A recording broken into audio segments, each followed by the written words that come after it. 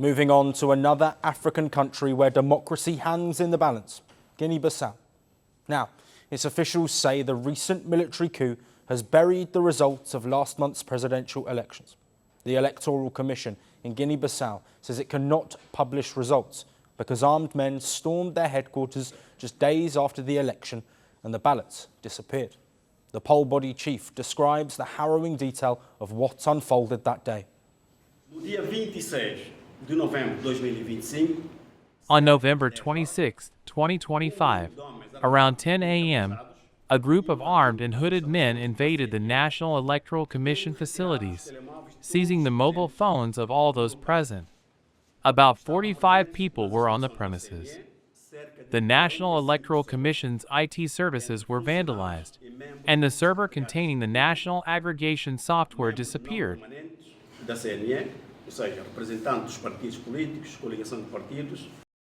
Officials say only the vote tallies for the capital, Bissau, survived the attack. And with the servers gone and the counting blocked, the entire vote counting has collapsed. The president of the Electoral Commission was also arrested. Election Commission office was one of the key buildings surrounded by soldiers hours before the coup. And the next day, on November the 27th, former Army Chief General Horta Inta-Naam was sworn in as transitional president. This forced Guinea-Bissau's ousted President Umaro Sissoco Embalo to flee the country to the Republic of Congo, while his opposition, Fernando Diaz, is under Nigerian protection after Abuja warned of an imminent threat to his life. The West African political bloc, ECOWAS, has been closely watching these developments. The regional organisation sent a high-level delegation on November 1st, led by Sierra Leone's president. They asked a simple question: can the election results still be released? Guinea-Bissau's election commission said no. The National Electoral Commission reaffirmed to the ECOWAS mission the total impossibility of concluding the electoral process of November 23, 2025, and, consequently, of announcing the provisional results, since it does not have any regional aggregation minutes. ECOWAS has threatened sanctions and will meet again on December the 14th to discuss the next steps.